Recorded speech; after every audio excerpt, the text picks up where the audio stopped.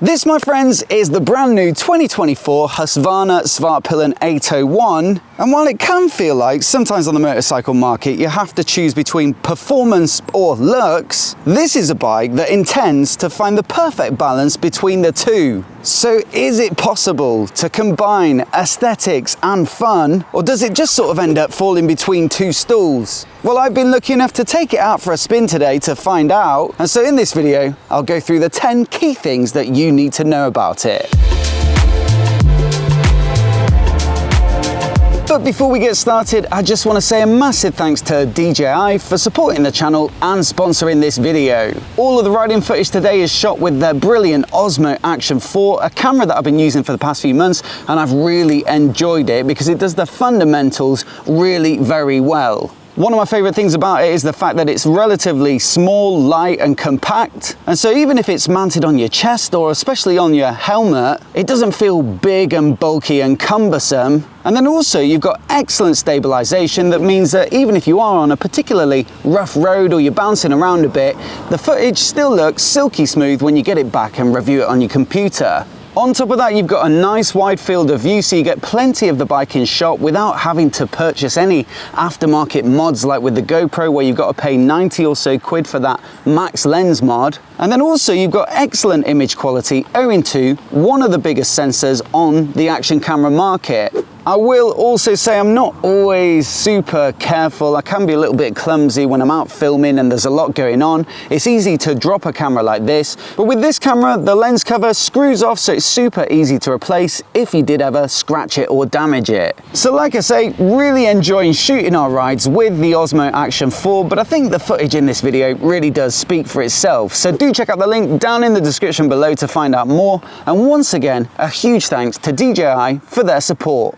So look, let's get the styling side of things covered off first, and I think it's fair to say that this is a really nice looking bike. It wouldn't exactly fall under the retro category, but it's got that typical Husqvarna design style, which blends a few little traditional styling cues like the round headlight and the round mirrors with a much cleaner and slightly modern looking overall Scandi minimalist aesthetic. For me, it's something interesting on the motorcycle market, slightly more tasteful and subdued than perhaps some of the other sporty nakeds from other manufacturers and even KTM's own design style. And while it is only available in black, you know, you might have got that from the name Svartpilen, for me and my personal style, it's just perfect. I will also say the details up close are very nice on this bike. You just have to look at something like the foot peg hangers. There's nice detail to them, good materials, nice finish, and it's those little details that can really add up to make the bike look very special overall. So that's the look side of things, but what about the performance? Well, it actually shares the same platform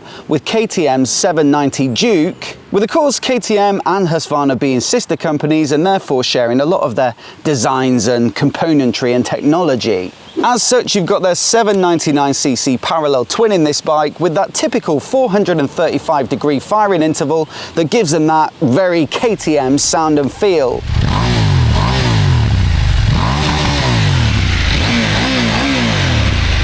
Now I will say I was quite a big fan actually of the previous gen of this bike, the 701 Svartpilen, and the more sporty and road biased Vitpilen for that matter, just because they were very lightweight and nimble and agile, and it made for a very fun bike to ride on the road even if it wasn't massively powerful. But the one thing that maybe was a little bit irritating about them was the single cylinder engine. When you got it spinning up, it's always going to feel quite vibey and unrefined. And so while it was, I think both of them actually, you know, they're great bikes for short, sharp blasts and those country roads and a nice sunny day. When it came to using them day in, day out, I think it would just start to get a little irritating. So the good news for this engine is that it is, as you'd expect from a twin, much smoother. It's a really nice smooth engine in fact. And so I think that's one of the factors that would make it a much more usable and pleasant day-to-day bike to own. It feels refined, it feels slick, and so for me that is a massive improvement over the 701s. And to be honest, it's as smooth as any other twin out there on the market at the moment. The other thing you'll get though with this bigger capacity parallel twin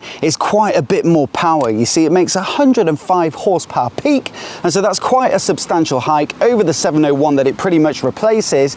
And it's also more than the 790 Duke, which is limited to about 94 horsepower to keep it compatible with the A2 market. But more than just pure top end, I will say what makes these engines really fun to ride on the road is firstly the mid-range and shove that they've got. It really does fling forward, especially in some of the more lively riding modes that I'll get onto in a moment. And then also the fact that it feels quite low inertia, and so it does rev up and down really quite quickly, and it feels very responsive. For me, 105 horsepower is plenty enough for road riding alone, and it really is an absolute blast when you get the throttle open.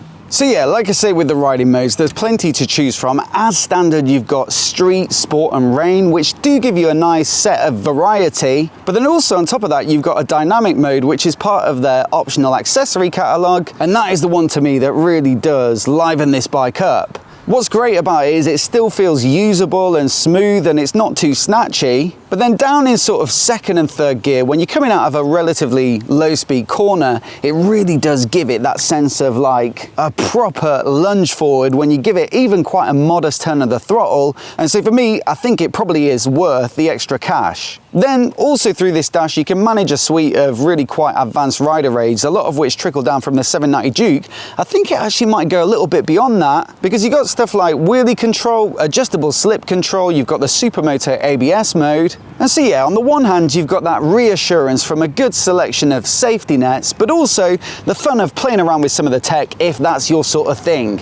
On top of that, we have covered quite a few KTMs and Husqvarnas recently, so I may be repeating myself if you've watched a lot of those videos, but they really do have a nice visual design to them with lots of little graphics that help to explain what the individual settings and rider modes do. It just makes them a lot easier to digest, especially when you're really getting stuck into them, and it just makes them feel quite pleasant to use, and again, brings a little bit of fun to proceedings versus just a list of text and numbers in a big long menu. Now, one of the key differences with this bike versus the 790 that it was sort of born out of, despite the fact that it's got, you know, 17-inch wheels front and rear, it's got the same swing arm, is that there's a bit of a tweak to the frame which gives it a slacker head angle, and that should help it bias a little bit more towards stability and give it that slightly more laid-back handling. It isn't that long ago that I rode actually the 790 Duke, and while I would like to ride them properly back to back to get a real sense of it, you know, you do feel when you hop on this bike that it's not that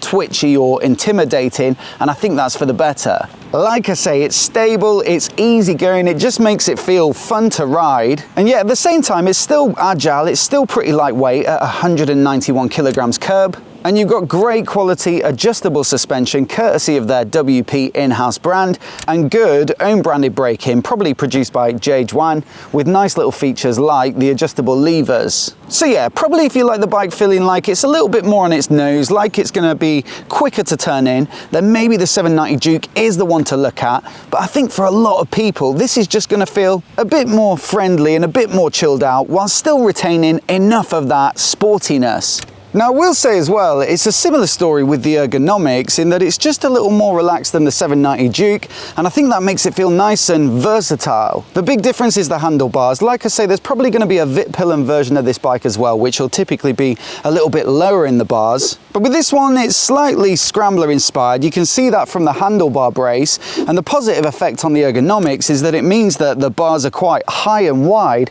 and that keeps your back angle very upright and makes it feel super comfortable. Now, don't get me wrong, it's not a very cushy bike in the suspension, and the seat's pretty firm as well, so don't expect a big soft Harley or something like that. But it's more a bit of a sporty bike, but then with these high bars that just keep you nice and upright, like I say, and it puts very little pressure on the lower back, and it doesn't have your shoulders, you know, reaching low for some clip-on style bars or very low flat bars. Now, I guess it does feel a little unusual if you've been used to riding a middleweight naked like an MT-07 or a Triumph Plymouth Trident or indeed the 790 Duke, you know, this is going to feel slightly different in the riding position, and that might not always feel good. But for me, I think what you've got here is actually quite a versatile bike that you'd equally feel happy commuting on and doing that sort of urban riding, because you're not having to stoop down to the bars. But then also you'll be able to take it out of the weekend onto a country road and the open road and enjoy the sporty side of it as well. Like I say, I really do like what this bike is about. I love the way it balances those nice clean looks that are kind of interesting with a brilliant engine and a good chassis, and then also this versatile riding position and the sort of slightly less aggressive handling that make it really friendly and easygoing to ride.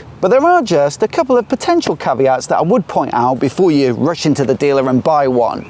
Now, one would possibly be these tyres, the Pirelli MT60 RS, which are a little bit flat track inspired and help to give this bike a little bit of a scrambler aesthetic. And while they are perfectly good in the dry like we're riding on today, I will say in my experience of this style of tyre, when it does get a little bit lower grip or things start to get a bit greasy, you know, you might just want a bit more rubber on the road for that reassurance. Now, the good thing is sometimes with scrambler style bikes, you get an oversized front wheel or some weird tyre sizes.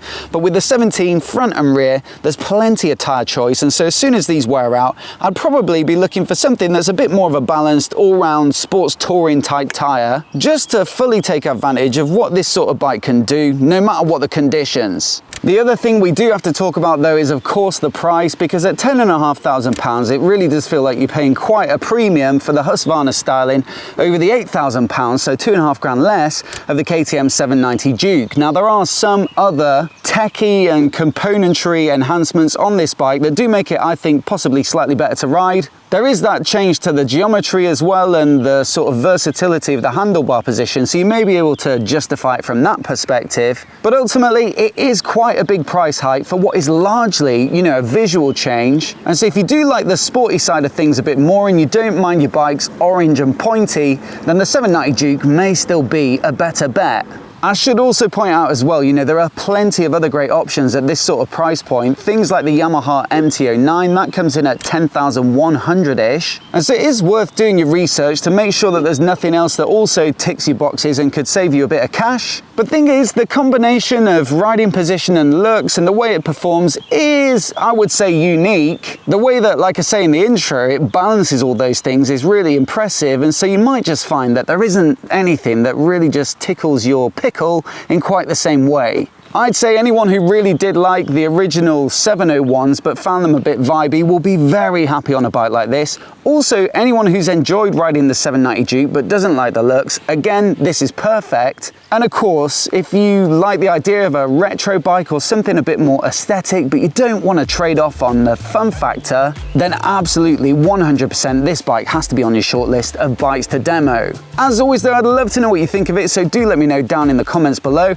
I'll also put my 790 Duke review on the screen now so you can check it out and find out all the details about that bike if you haven't seen it already. Hit subscribe as well if you want to see more of the latest motorcycle reviews like this right here on YouTube. A massive thanks for watching today, and we'll see you in the next video.